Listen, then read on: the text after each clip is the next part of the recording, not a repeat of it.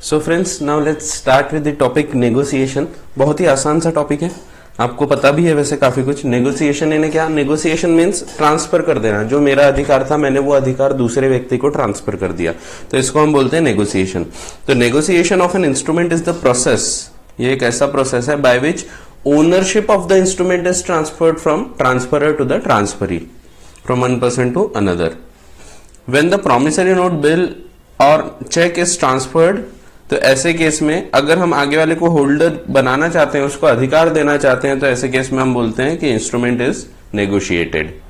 कौन कौन कर सकता है? तो सिंपल है ये तो, ड्रॉवर, मेकर, पेई, एंडोर्सी, ये लोग कर सकते हैं। अगर एक से ज्यादा है तो वो लोग सब मिलके भी कर सकते हैं। तो ये सिंपल पॉइंट्स हैं, ये आप एक बार देख सकते हैं कि भाई कैसे कैसे नेगोशिएशन हो सकते हैं, तो कौन कौन कर सकते हैं। अब कैसे हो सकते हैं इसमें अगर हम बात करें तो दो प्रकार के इंस्ट्रूमेंट होते हैं। एक पेएबल टू बियरर, अगर बियरर इंस्ट्रूमेंट है, जैसे उसमें कुछ भी नहीं लिखा है, पे टू बियरर लिखा है और उसमें किसी व्यक्ति का नाम नहीं लिखा है, तो ऐसे केस में मैं वो ट्रांसफर कर दूंगा किसी व्यक्ति को। तो कैसे कर सकता हूं? सिर्फ इंस्ट्रूमेंट डिलीवर कर दिया, बाय मेयर डिलीवरी मैंने उसको दे दिया, तो it was a bearer instrument. अब he being a bearer he can claim the amount. ठीक है, तो यहां पे मेरे को कुछ साइन वगैरह नहीं करना पड़ा। नॉर्मली मेरे पास जो इंस्ट्रूमेंट था मैंने वो इंस्ट्रूमेंट दूसरे व्यक्ति को दे दिया। लेकिन वहीं पे अगर एक इंस्ट्रूमेंट ऐसा है जो कि ऑर्डर इंस्ट्रूमेंट है, तो order instrument can be negotiated by endorsement and delivery. दोनों चीज होना चाहिए उसमें, डिलीवरी तो होना ही चाहिए, साथ में एंडोर्समेंट होना चाहिए। एंडोर्समेंट का क्या मतलब है? एंडोर्समेंट मीन सिर्फ साइन कर देना। उस पर जब साइन कर दूंगा मैं तो it has been endorsed, but complete कब होगा? जब वो डिलीवरी होगी। डिलीवरी भी इंपॉर्टेंट है। तो बाय एंडोर्समेंट एंड डिलीवरी एक ऑर्डर इंस्ट्रूमेंट को हम ट्रांसफर कर सकते हैं। जिसमें लिखा था पे टू ए, तो मैं उसमें लिखूंगा पे टू बी और मैं साइन कर दूंगा, मैं ए हूं, मैं साइन कर दूंगा। ठीक है, तो ये हो जाएगा डिलीवर एंडोर्समेंट से, एंडोर्समेंट प्लस डिलीवरी से नेगोशिएट होता है। तो दो प्रकार बताया, delivery and endorsement and delivery. अब डिलीवरी कैसे कैसे हो सकती है? तो डिलीवरी मीन्स एक्चुअल भी हो सकती है और कंस्ट्रक्टिव भी हो सकती है। फॉर एग्जांपल, मैंने इंस्ट्रूमेंट पे लिखा नाम किसी व्यक्ति का, मेरे नाम से पेएबल था, बट मैंने उसको दूसरे व्यक्ति के नाम से एंडोर्स किया और मैंने उसको अपने ड्रॉअर में रख दिया, तो डिलीवरी कंप्लीट हुई क्या? नहीं। तो ध्यान रखना है यहाँ पे इंस्ट्रूमेंट इज नॉट नेगोशिएटेड, आगे वाले व्यक्ति को कोई अधिकार नहीं है। आपको एग्जाम में इस पे क्वेश्चन आ सकता है कि मैंने एक व्यक्ति ने एक इंस्ट्रूमेंट को नेगोशिएट किया, एंडोर्स किया और उसने दिया ही नहीं आगे वाले को, ड्रॉअर में रखा और ड्रॉअर में रख के उसकी डेथ हो गई, मर गया। तो ऐसा ना कुछ भी पूछते, तो ड्रॉअर में रखा मर गया, ऐसा होता क्या? तो नहीं, लेकिन हाँ पूछते हैं आपको, अगर उसने ड्रॉअर में रखा, साइन कर दिया था, ड्रॉअर में रखा और मर गया, तो ऐसे केस में आगे वाले व्यक्ति को अधिकार नहीं गए, because it was not delivered. तो डिलीवरी इज इंपॉर्टेंट। सिर्फ अपन ने उस पर साइन कर दिया तो it is not complete. Complete कब होगा? It will be completed by delivery. Delivery या तो एक्चुअल होगी, एक्चुअली मैंने हैंड ओवर कर दिया पोजीशन, या फिर it can even be A constructive delivery. Constructive का क्या मतलब है? इंप्लाइड, मान लेना। फॉर एग्जाम्पल, मैंने यहाँ पे इंस्ट्रूमेंट साइन किया और फोन करके बता दिया, तो मैं, मेरे नाम से पेएबल था, मैंने गुप्ता जी के नाम से एंडोर्स किया और मैंने बता दिया उनको फोन करके, गुप्ता जी आपका वो इंस्ट्रूमेंट रखा है, आप ले जाओ। अब वो बोले ठीक है मैं आता हूं, तुम उसको तब तक अपने पास रखो। तो ऐसे केस में जब मैंने उनको बता दिया कि हाँ मैं रख रहा हूं, आपके बिहाफ पे मैं होल्ड करता हूं, तो ऐसे केस में मान लिया जाएगा डिलीवरी हैज बीन कंप्लीटेड। इसको ही हम बोलते हैं कंस्ट्रक्टिव डिलीवरी। आपको चीज जाते हुए नहीं दिखेगी, but it has been delivered constructively. ठीक है, तो वही दो प्रकार से हो सकता है, एक्चुअल और कंस्ट्रक्टिव। और इसीलिए अगर मैं अपने किसी नौकर को एक इंस्ट्रूमेंट रखने देता हूं, तो यहां पे उसको अधिकार नहीं है। अधिकार किसका है? मेरा है। नेगोशिएशन यहाँ पे कंप्लीट नहीं हुआ, भले भी एरर इंस्ट्रूमेंट होगा, मैंने अपने कोई सर्वेंट को दे दिया, तो ऐसे केस में उसको पूरा अधिकार है कि उस पर नहीं। तो जब अधिकार हम ट्रांसफर करना चाहते हैं तभी, वहां सिर्फ कस्टडी है, वहां पे it has not been delivered, वहां पोजीशन ट्रांसफर नहीं होता, वहां पे उसको कंट्रोल नहीं मिलता, और इसीलिए ये नेगोशिएशन कंप्लीट नहीं माना जाएगा। फिर नेगोशिएशन बाय डिलीवरी, ये सिंपल है, वही बेयरर है तो नेगोशिएशन बाय डिलीवरी हो जाएगा, और अगर ऑर्डर है तो negotiation by endorsement and delivery होगा। ठीक है, तो सिंपल है। एक देखो, ये बहुत ही अजीब सा क्वेश्चन है, बट देख लेते एक बार। ए को कुछ पैसा देना था बी के लिए, ए ने प्रॉमिसरी नोट बना दिया और वो दे दिया बी को, लेकिन उसने कैसे दिया? उसने उसको आधा फाड़ के दिया, सेफ्टी है, फॉर सेफ्टी ऑफ ट्रांसमिशन, कि भाई गड़बड़ ना हो जाए, इसीलिए उसने आधा फाड़ा, आधा पोस्ट कर दिया और आधा खुद के पास है। ठीक है, तो क्या हुआ? ए ने प्रॉमिसरी नोट बना के बी को भेजा, लेकिन उसने क्या किया, प्रॉमिसरी जो नोट था इसको दो पार्ट में उसको फाड़ दिया और आधा नोट भेज दिया, आधा अभी इसी के पास है। अब यहाँ सवाल ये आया, बाद में ए का माइंड बदल गया और ए बोलता है कि नहीं नहीं मैं दूसरा हिस्सा आपको नहीं देना चाहता, और बी का बोलना है कि नहीं मेरे को भी पूरा का पूरा जो बचा हुआ पार्ट है वो भी मेरे को भेज दो। अब यहाँ पे बात ये हुई कि सवाल ये आया कि क्या बी को अधिकार है इंस्ट्रूमेंट लेने का या ए को अधिकार है इंस्ट्रूमेंट वापस मांगने का।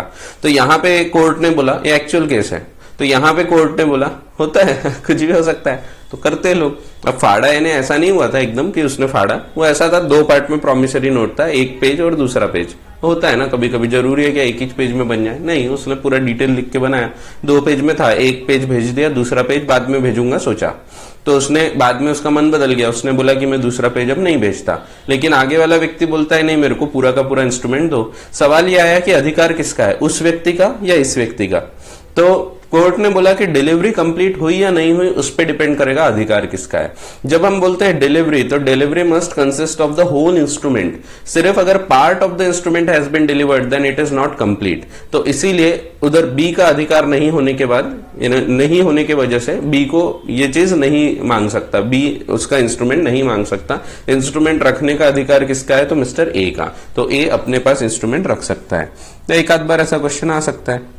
देखो ये एक और दिया है, एम ने एक चेक बनाया amounting to 2 lakhs payable to N and subsequently delivered to him. After receipt of cheque N endorsed it to C who kept it in his safe locker. देखो उसने क्या किया, उसने एंडोर्स किया, साइन किया, बट उसने खुद के लॉकर में रख दिया, उसने उसको डिलीवर नहीं किया, और इसके बाद तुरंत वो मर गया एंड डाइड। पी को बाद में पता लगता है कि ये चेक यहाँ रखा है, तो बताओ क्या ये एंडोर्समेंट कंप्लीट हुआ। तो आंसर ये है कि endorsement is not complete because it has not been delivered. तो डिलीवरी इज ऑल्सो इंपॉर्टेंट, सिर्फ वो साइन करके रख देने से काम खत्म नहीं होता। ठीक है, फिर कुछ और इंपॉर्टेंट पॉइंट्स आपको बताया, कुछ बहुत ऐसे इंपॉर्टेंट नहीं है इंपॉर्टेंट पॉइंट ये ना है, ऐसे भी पॉइंट्स है, ये भी आपको एक बार बस पढ़ना है। Importance of delivery, it should be delivered, delivery complete होना चाहिए, भले एक्चुअल हो या कंस्ट्रक्टिव हो, बट ये कंप्लीट होना जरूरी है। हाउ टू डिलीवर, कैसे डिलीवर किया जाता है, by handing over the possession.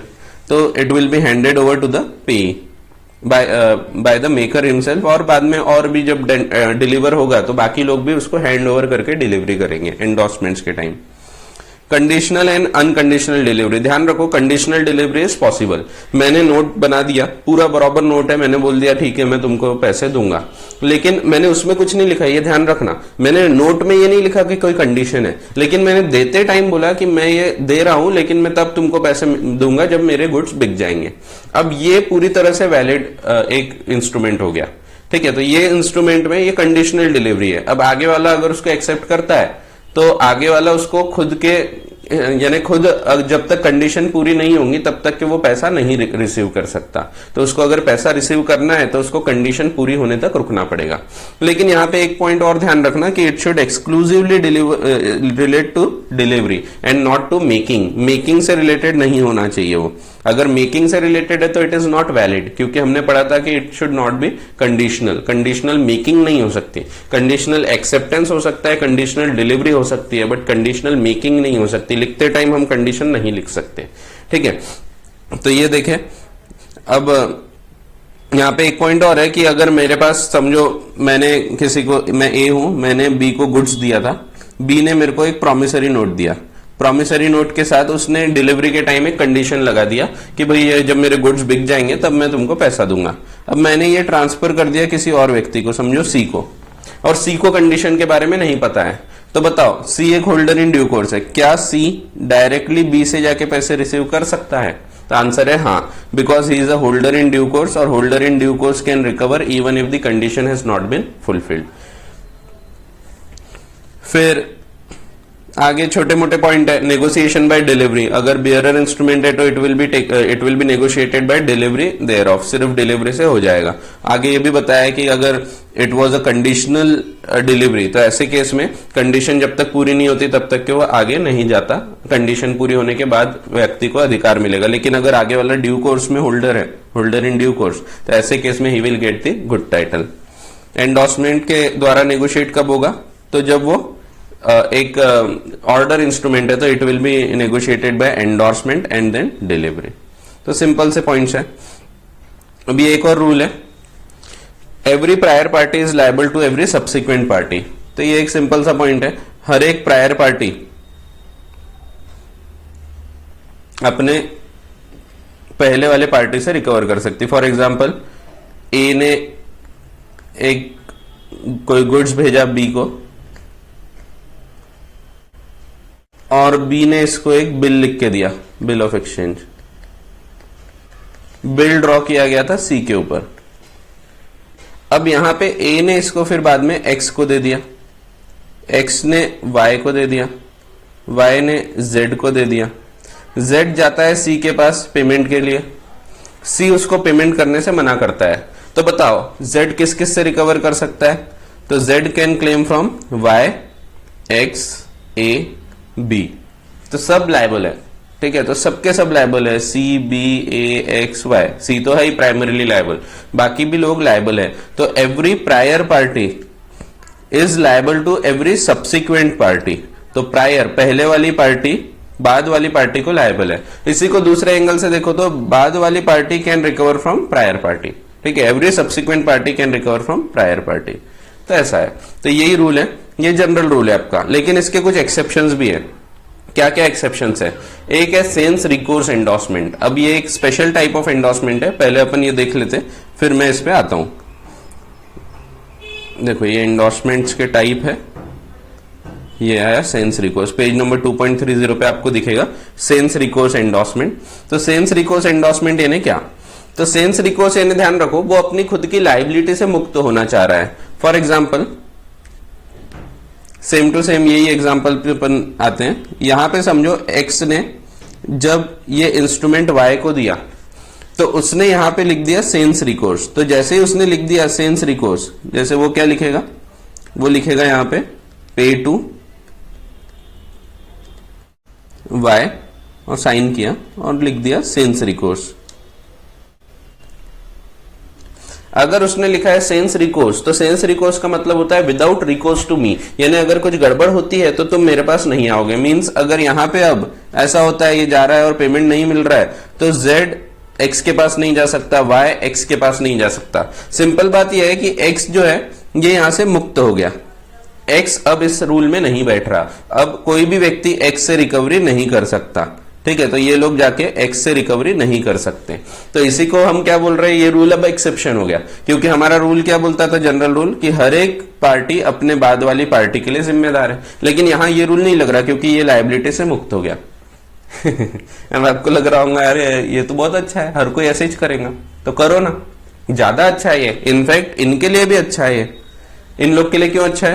क्योंकि अब इन लोग को भी, जैसे अगर समझो सबने सेंस रिकोर्स किया, इसने भी कर दिया, इसने भी कर दिया, इसने भी कर दिया, तो जेड को कितना सिंपल हो जाएगा, सीधा सीधा इसके पास जाए या इसके पास जाए।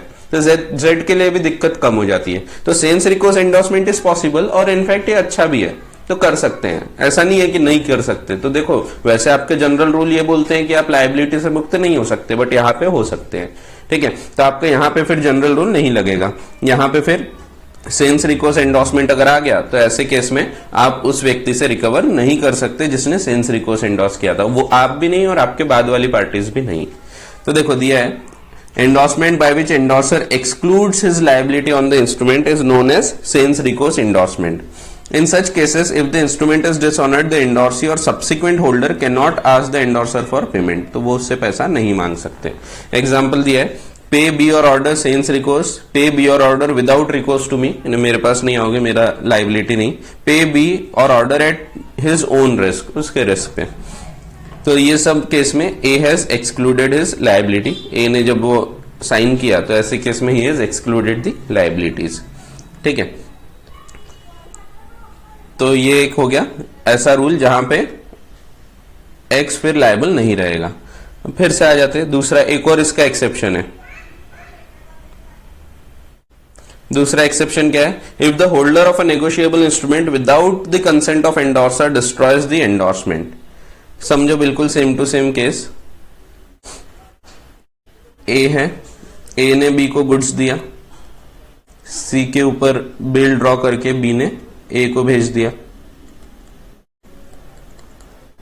अब यहां पे क्या हो रहा है, यहां पे भी समझो ए ने फिर इसको एक्स को दिया, एक्स ने इसको y को दिया, y ने इसको z को दिया, हर जगह लिखा होगा इन लोगों ने पे टू b और इसने a ने साइन कर दिया होगा,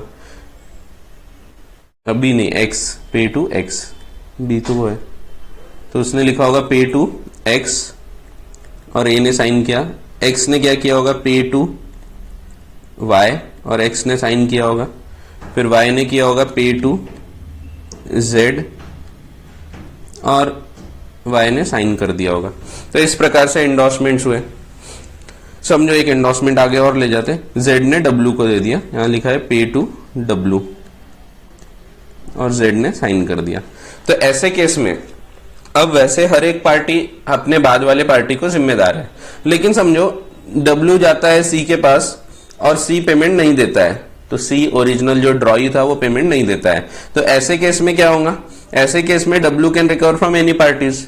बट अगर w ने यहाँ पे कोई भी गड़बड़ किया, फॉर एग्जांपल w ने क्या किया, w ने ये जो एंडोर्समेंट थी इसको कैंसिल कर दिया, ये एंडोर्समेंट को इसने काट दिया। अगर उसने ये एंडोर्समेंट काट दिया है तो ऐसे केस में जो x है ये डिस्चार्ज हो जाता है।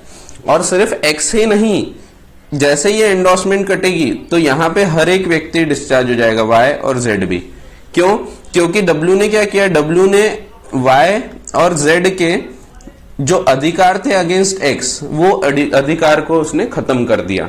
अगर उसने ये अधिकार खत्म किया है तो यहाँ पे w को भी अधिकार नहीं कि वो इनके खिलाफ क्लेम करे। w can directly claim from a, b और c, ठीक है। तो वो पहले वाले पार्टी से रिकवर कर सकता है। इस पे भी आपको क्वेश्चन आता है, ध्यान रखो। तो ये एक पॉइंट है, if the holder of a negotiable instrument without the consent of endorser destroys the endorsement. अगर हाँ पूछ के किया होता, यहाँ पे कंसेंट रहती कि ये पूछ के, दोनों को पूछ के उसने ये एंडोर्समेंट कैंसिल किया होता, तो ऐसे केस में डिस्चार्ज नहीं होते। बट बिना पूछे अगर करेंगे तो डिस्चार्ज हो जाते। इसके ऊपर क्वेश्चन है, वो देख लेते, फिर सर्किट ऑफ एक्शन पे आते हैं।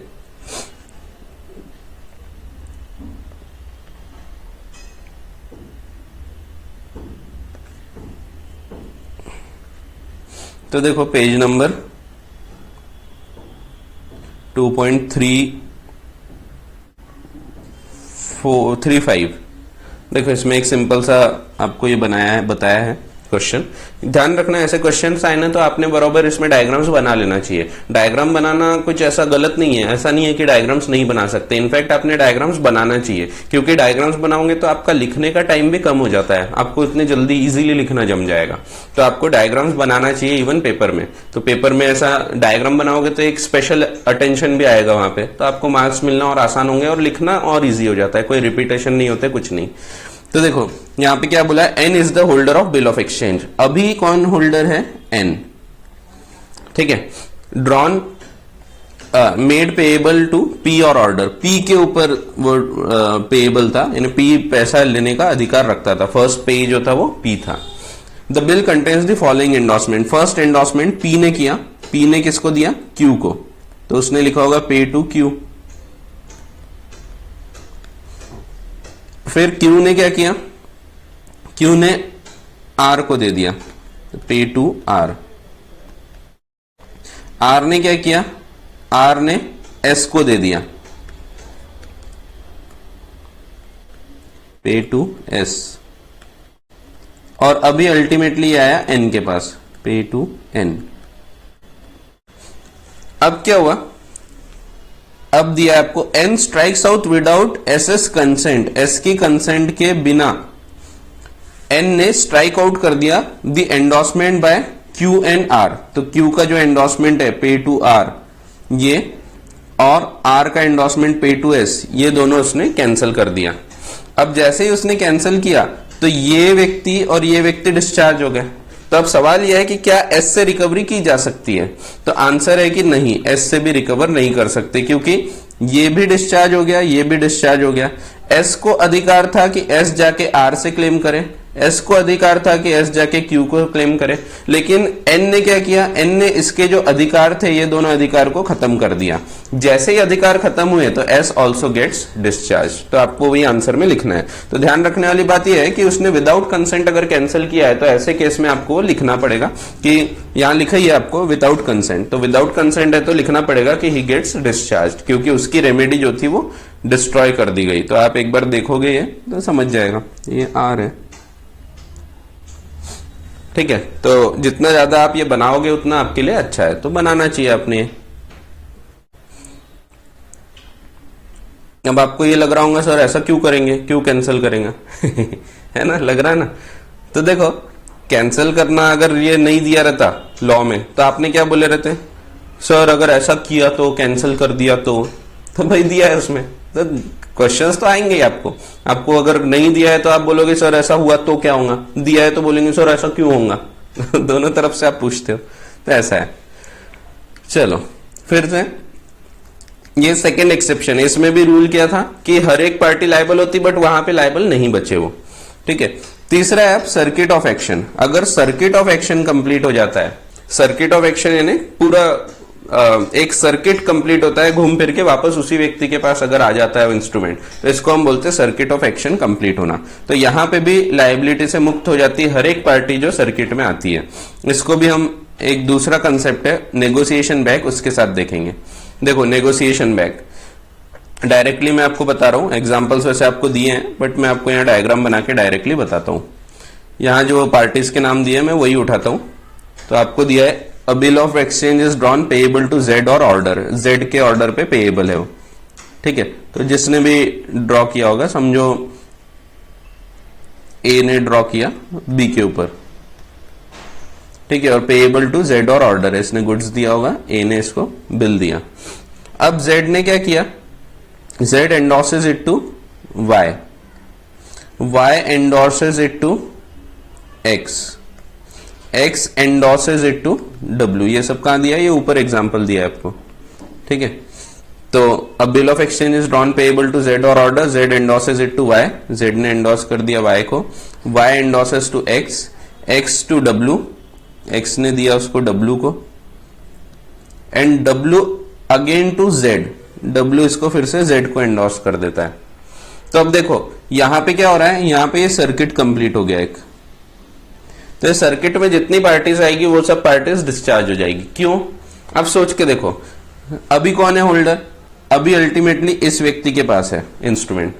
अब ये अगर जाएगा बी के पास, ये बी के पास जाएगा और बी से पेमेंट नहीं मिला, तो इसको अधिकार क्या है, इसको अधिकार है कि ये अपने प्रायर पार्टी से क्लेम करे। तो जेड कहां जाएगा, जेड जाएगा डब्ल्यू के पास, फिर डब्ल्यू कहां जाएगा, डब्ल्यू जाएगा एक्स के पास, एक्स जाएगा वाई के पास, वाई जाएगा फिर से जेड के पास, फिर जेड जाएगा डब्ल्यू के पास, डब्ल्यू एक्स के पास, एक्स वाई के पास, वाई जेड के पास, W X Y Z, W X Y Z, घूमते रहेंगे लोग, रिंगा रिंगा रोजेस।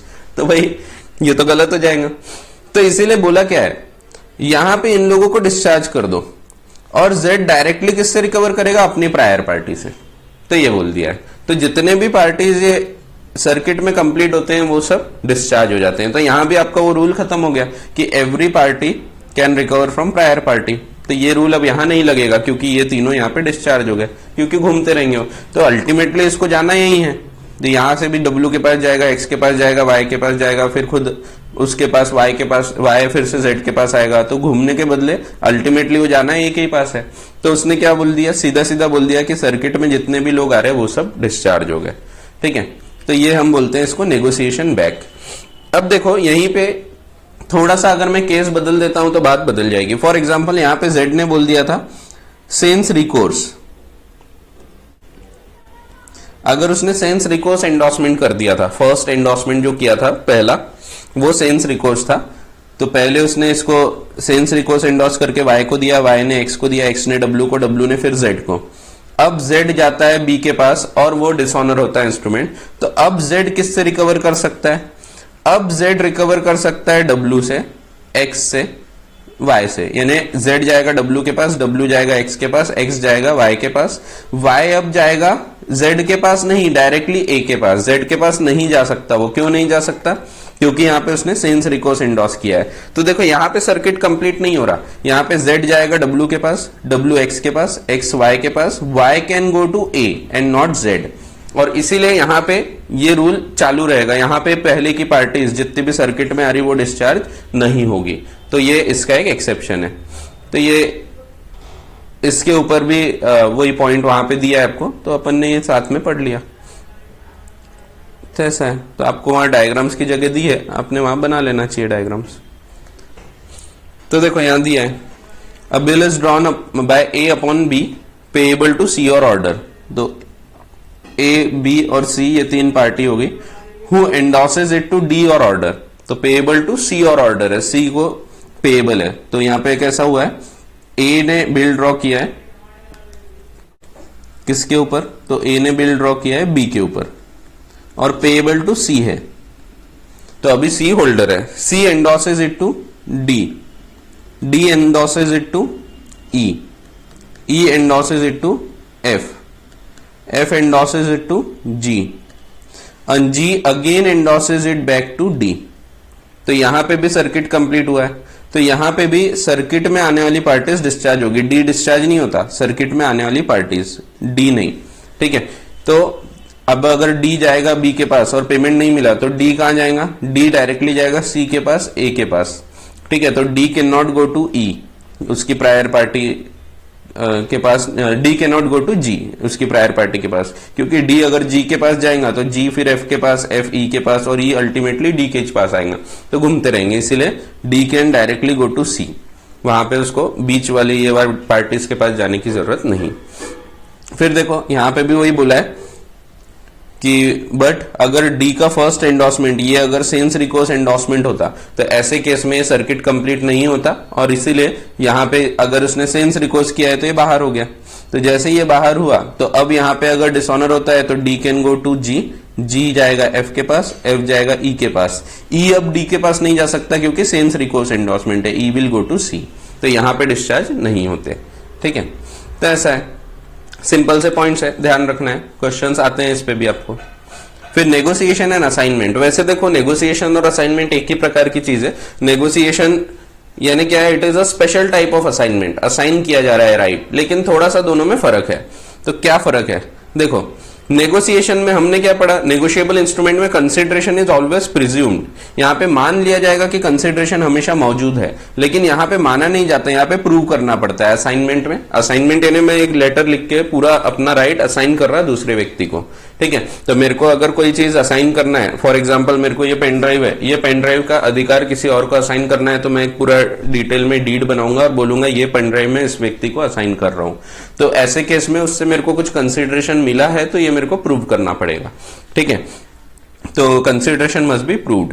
लेकिन यहां पे अगर मैं इंस्ट्रूमेंट दे रहा हूं तो इंस्ट्रूमेंट में ऑलरेडी इट इज प्रिज्यूम्ड। फिर टाइटल ऑफ ट्रांसफरी, ट्रांसफरी यानी होल्डर जो आगे व्यक्ति है जिसको भेजा गया।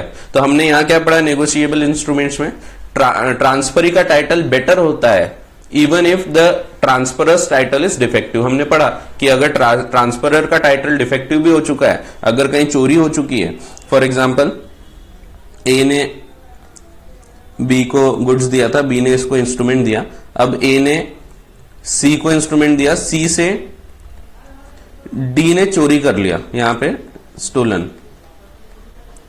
तो अब डी को अधिकार नहीं है, बट डी ने अगर ई को दिया है और E holder in due course है तो E can claim from all the parties, even if D का अधिकार नहीं है फिर भी ई को अधिकार मिल रहा है, ठीक है। तो यहां पे हमने देखे थे अगर ये होल्डर इन ड्यू कोर्स है तो इसको अधिकार मिलता है पूरा का पूरा, ठीक है। तो यहां पे क्या हो रहा है, इसका टाइटल बेटर है even if he does not have any title. तो ये आपके जनरल रूल से हट के बात करता है। लेकिन असाइनमेंट में क्या होगा, असाइनमेंट में अगर असाइनी का टाइटल, असाइनर का टाइटल डिफेक्टिव है तो असाइनी को भी डिफेक्टिव टाइटल ही मिलेगा, ठीक है। तो अगर यहाँ पे इसका टाइटल डिफेक्टिव रहेगा तो असाइनमेंट में इसको भी डिफेक्टिव टाइटल ही मिलेगा। अगर मेरी ये पेन ड्राइव नहीं रहेगी तो मैं दूसरे को दूंगा तो उसकी भी ये नहीं होगी, ठीक है। फिर notice of transfer to the debtor by the transfer is not necessary, यहाँ पे बताना नहीं पड़ता है। जब जब ऐसा एंडोर्समेंट हो रहा है तो बताना पड़ता है कि अपने को कि मैं इसको दे रहा हूं। फॉर एग्जांपल यहाँ पे ए ने जब सी को दिया तो क्या उसको बी को बताना पड़ेगा क्या, तो नहीं। सी ने जब डी को दिया तो या चोरी हो गया तो यहाँ पे भी चोरी खैर अलग चीज हो गई, ये चोरी भूल जाओगे। तो अगर यहाँ पे इसने डी को दिया, सी ने डी को, तो ऐसे केस में बताना पड़ेगा क्या इसने सबको, तो नहीं। लेकिन असाइनमेंट में इट इज नेसेसरी, असाइनमेंट में बताना पड़ता है कि मैं ये पेन ड्राइव के अधिकार दूसरे व्यक्ति को दे रहा हूं या ये पैसा लेने का अधिकार मैं इस व्यक्ति को दे रहा हूं, ठीक है। फिर in case of instrument payable to bearer negotiation even by delivery हो जाता है, और अगर ऑर्डर है तो बाय एंडोर्समेंट एंड डिलीवरी होता है। तो बियरर में डिलीवरी और ऑर्डर है तो endorsement and delivery. But assignment के केस में एक पूरा रिटर्न डॉक्यूमेंट बनाना पड़ता है, तो डीड रहेगी। फिर transfer acquires all the rights of holder in due course better title, लेकिन यहाँ उतने ही राइट्स इंटरेस्ट वगैरह मिलेंगे जितने असाइनर को थे। ठीक है, तो ये छोटा सा डिफरेंस है। इसके बाद हम देखेंगे एंडोर्समेंट्स। तो एंडोर्समेंट भी सिंपल है, तो देख लेते हैं साथ साथ में। डेफिनेशन बताइए पहले एंडोर्समेंट। एंडोर्समेंट का क्या मतलब है? तो एंडोर्समेंट यानी वही साइन करना। Endorsement is required in case of order instruments. फिर endorsement means mere signature of the holder to make in order to make the other person holder, आगे वाले को अधिकार देने के लिए, transfer the rights। जो व्यक्ति एंडोर्स कर रहा है उसको हम एंडोर्सर बोलते हैं, ये अब आपको पता है। जिसको ट्रांसफर हुआ उसको एंडोर्सी बोलते हैं। जनरली ऐसे वर्ड्स यूज किए जाते हैं, एंडोर्सर एंडोर्सी, पेयर पेई, डोनर डोनी धोनी नहीं डोनी, तो ये वर्ड यूज करते हैं। टीचर टीची नहीं, ऐसा नहीं होता, हर जगह नहीं होता। डेटर डेटरी, ऐसा नहीं होता। ठीक है, डेटर क्रिएटर होता है, टीचर स्टूडेंट होता, बट फिर भी बहुत सारे जगह ऐसा होता है। फिर एंडोर्समेंट कहाँ होगा? तो कहीं भी हो सकता है। It can be on the face, अगर फेस पे जगह नहीं है तो ऑन इट्स बैक, अगर जगह बचीच नहीं है तो अलग से शीट ऑफ पेपर में भी कर सकते हैं, जिसको हम अलोंग बोलेंगे। तो ध्यान रखना, acceptance can not be on separate sheet of paper, but endorsement can be on a separate sheet of paper. उसमें इतने एंडोर्समेंट हो गए कि अब जगह नहीं बची, तो अगली एक शीट लगा के उस पर एंडोर्स किया जा सकता है। फिर जिस ऑर्डर में वो एंडोर्समेंट दिख रहे हैं उस ऑर्डर में अपन ने दिया है इंस्ट्रूमेंट, ये माना जाता है यहाँ पे। Effect of endorsement. एंडोर्समेंट से क्या होता है? एंडोर्समेंट से आगे वाला व्यक्ति ओनर हो जाता है, उसको अधिकार मिल जाते हैं। फिर टाइप्स ऑफ एंडोर्समेंट बताएं आपको, बहुत ही सिंपल से पॉइंट्स हैं। एंडोर्समेंट जनरल एंडोर्समेंट हो सकता है या ब्लैंक हो सकता है। एंडोर्समेंट इन ब्लैंक और जनरल एंडोर्समेंट, यानी जब मैंने कुछ नहीं, नाम नहीं लिखा लेकिन सिर्फ एंडोर्स कर दिया। फॉर एग्जांपल ए पेई था, एक गुड्स दिया था उसने बी को, और उसके पास एक नोट रखा है, समझो प्रॉमिसरी नोट। इसने क्या किया?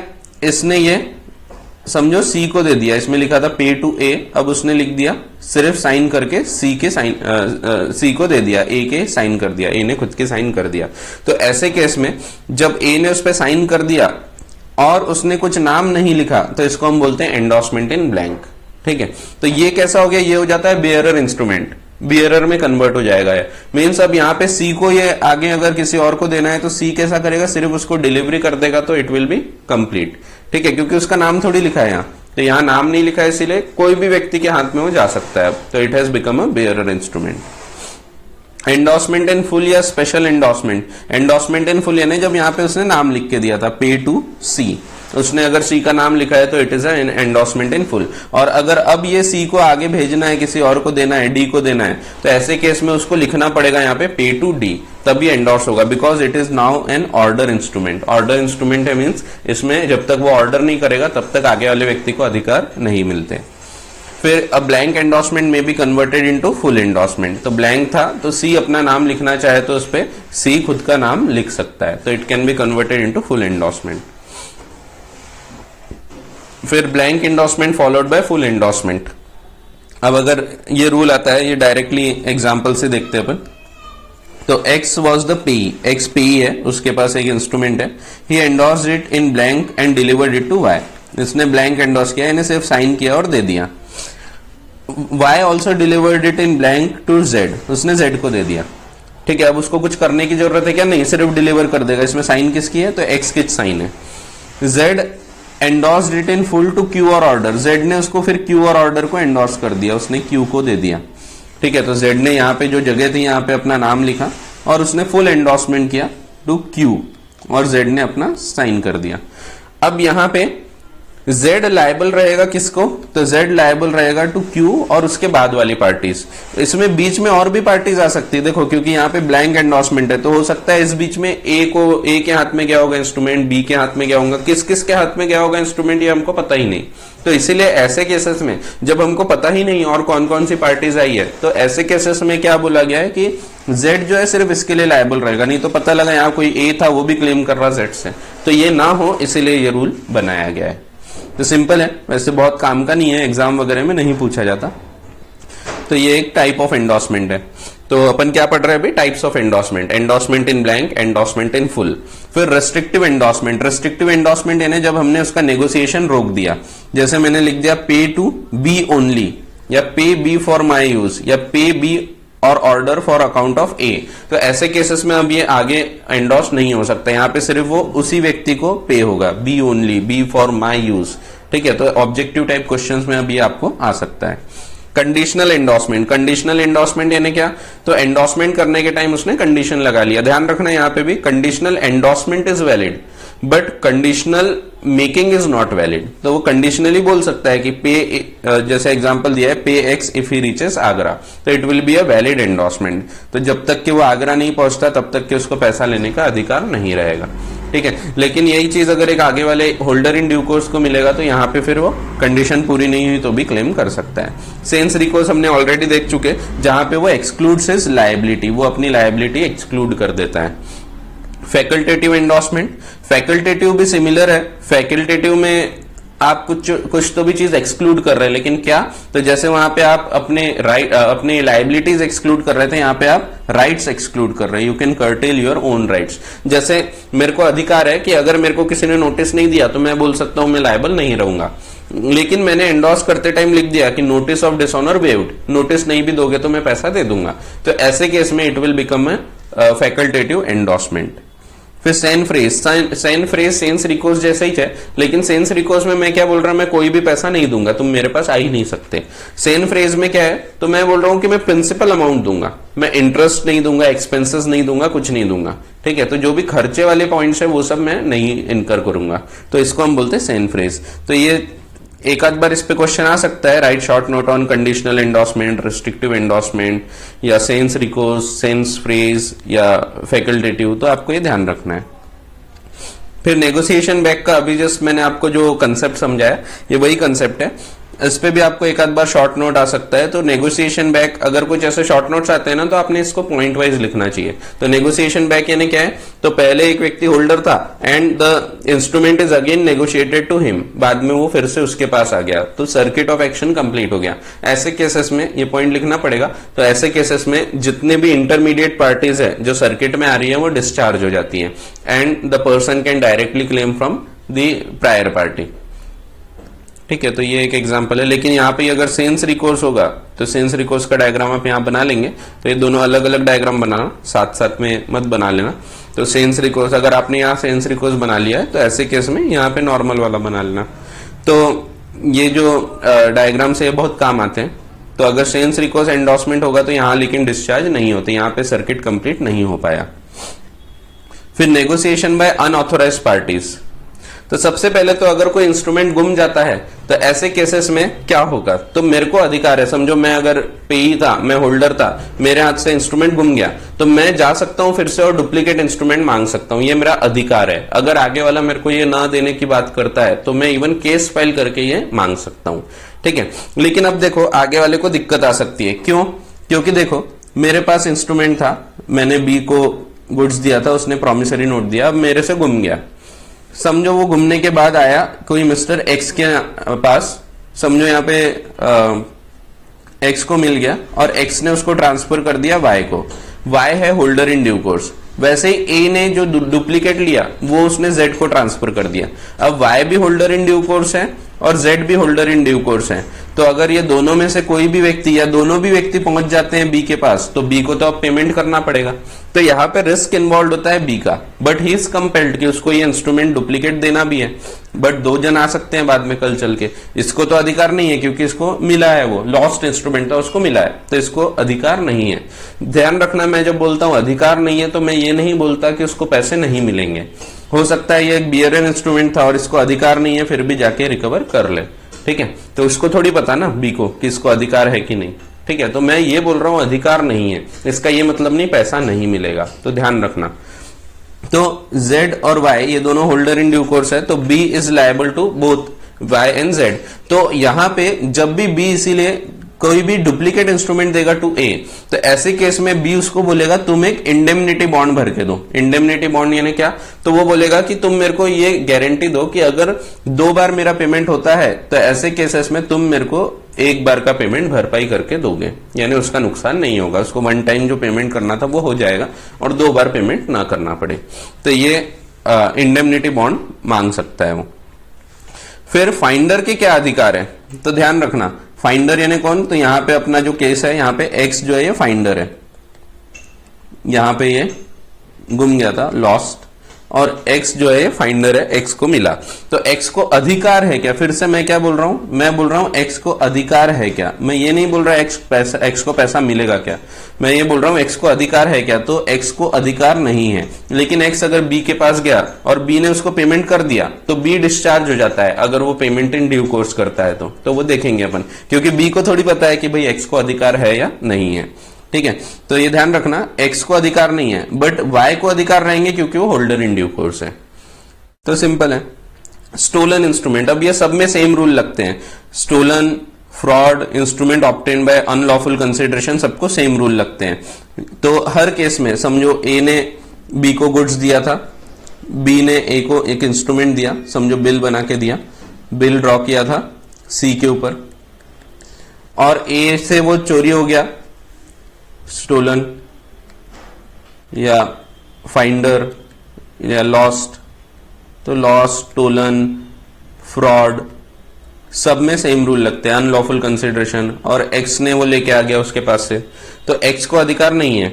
फिर एक्स से वाई ने लिया और ये अगर होल्डर इन ड्यू कोर्स है तो Y can claim from the party, वो जा सकता है, उसको अधिकार है। तो मैं ये बोल रहा हूं अधिकार है या नहीं है, इसको अधिकार है, इसको अधिकार नहीं है।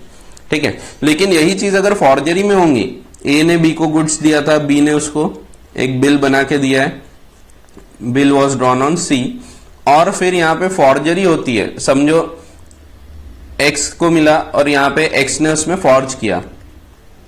फॉर्जरी यानी क्या, फॉर्जरी यानी उसने जाली दस्तखत किया। तो ऐसे केस में एक्स को अधिकार है क्या, तो नहीं है। एक्स से वो वाई को मिला, वाई भले ही होल्डर इन ड्यू कोर्स भी होगा, उसने in good faith before maturity and for value अगर लिया है तो भी ऐसे केस में इसको अधिकार नहीं मिलेंगे। क्यों, क्योंकि फॉर्जरी कन्फर्स नो टाइटल, जैसे ही फॉर्जरी हुई the instrument becomes null and void. ठीक है, तो ये ध्यान रखना है। तो आपको दिया है, तो ये सब में तो सेम रूल लग रहा है, लॉस इंस्ट्रूमेंट में सेम रूल है, स्टोलन में सेम है, instrument obtained bye fraud, instrument for unlawful consideration, सब में सेम रूल है कि यहाँ पे holder in due course can claim but holder can not claim. In fact ये होल्डर भी नहीं होता, ये अपन होल्डर की अभी डेफिनेशन देखेंगे। लेकिन फॉर्जरी में, फॉर्जरी अगर होती है तो ऐसे केस में कोई अधिकार नहीं होता। तो ये दिया ही है, forged endorsement and not making, अगर फॉर्जरी होती है एंडोर्समेंट में तो ऐसे केस में even a person if he is holder for value तो भी उसको कोई अधिकार नहीं मिलते। फिर डिसऑनर्ड एंड ओवरड्यू इंस्ट्रूमेंट, ये भी मैंने बताया था, अगर डिसऑनर हो चुका है इंस्ट्रूमेंट तो भी आगे वाले को अधिकार उतने ही मिलेंगे जितने पहले वाले को है। फॉर एग्जांपल, तो ये मैंने बताया था, एक बार फिर से बता देता हूं। फॉर एग्जांपल ए है, ए ने बी को गुड्स दिया था और इसने प्रॉमिसरी नोट दिया था। अब ए जाता है इसके पास ड्यू डेट पे पैसा लेने, पैसा नहीं मिलता, तो यहाँ पे ये डिसऑनर हो चुका। इसके बाद ए ने वो एक्स को ट्रांसफर किया, एक्स को पता है पैसा नहीं मिला था, फिर भी वो एक्स ले लेता है। तो ऐसे केस में एक्स को क्या अधिकार है, एक्स को अधिकार है वो अभी भी अपने पहले वाली पार्टी से यानी ए से तो रिकवर कर ही सकता है, साथ में एक्स को हर वो अधिकार है जो ए को था। Means X can claim from B by way of suit, वो डायरेक्टली पैसा नहीं मांग सकता अब, क्योंकि पैसे के लिए तो उसने ऑलरेडी डिफॉल्ट कर चुका है, लेकिन X can file suit on B, case file करने का अधिकार जो ए को था अभी वो अब एक्स को मिल जाएगा। ठीक है, तो ये होल्डर है, होल्डर इन ड्यू कोर्स नहीं है। ठीक है, तो ध्यान रखना।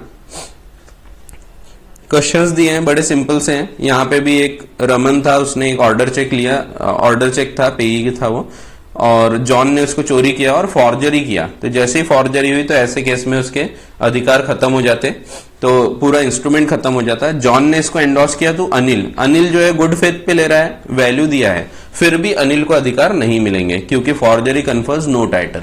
ठीक है, फिर लायबिलिटी ऑन अकोमोडेशन बिल, ये थोड़ा आगे समझेगा, अभी उतने डिटेल में नहीं समझेगा। अकोमोडेशन बिल में इवन आफ्टर मैच्योरिटी भी होल्डर इन ड्यू कोर्स बनता है, बस इतना ध्यान रखो। फिर holder deriving title from holder in due course, ये एक पॉइंट ध्यान रखना।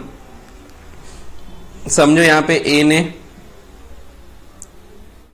बी को गुड्स दिया था, बी ने बिल ड्रॉ किया सी के ऊपर और वो हैंड ओवर कर दिया टू ए। अब यहां ए से वो फ्रॉड करके, डरा धमका के, मारपीट करके एक्स ने ले लिया, तो बताओ एक्स को अधिकार है क्या? तो नहीं, यहां पे फ्रॉड किया। ध्यान रखना, फॉर्जरी नहीं, फ्रॉड, फॉर्जरी में रूल नहीं लगता। एक्स से फिर वाई के पास गया, वाई जो है ये होल्डर इन ड्यू कोर्स है, यानी उसने before maturity, in good faith और फॉर वैल्यू ये इंस्ट्रूमेंट लिया है। इसके बाद अब वाई से ये जाता है जेड के पास। Z is aware of the fraud, Z को पता है यहां फ्रॉड हुआ था, तो बताओ क्या जेड को अधिकार है कि वो इस इंस्ट्रूमेंट पे क्लेम करे? तो आंसर है हां, क्योंकि रूल क्या बोलता है? रूल ये बोलता है a holder deriving title from a holder in due course gets all the rights of such holder in due course. ठीक है, even if he is aware of the previous fraud, subject to he should not be a party to such fraud. वो ये fraud में हिस्सेदार नहीं होना चाहिए। अगर वो खुद ये फ्रॉड में हिस्सेदार है, वो खुद ही फ्रॉड कर रहा है, तो he will not get any title. ठीक है, तो ये एक ध्यान रखना। तो यहां पे आपका ये भी एक टॉपिक कंप्लीट होता है। इसके बाद हम अगले क्लास में क्लासिफिकेशन ऑफ इंस्ट्रूमेंट्स पे बात करेंगे, तो किस किस प्रकार के इंस्ट्रूमेंट्स हो सकते हैं। चलिए, थैंक यू।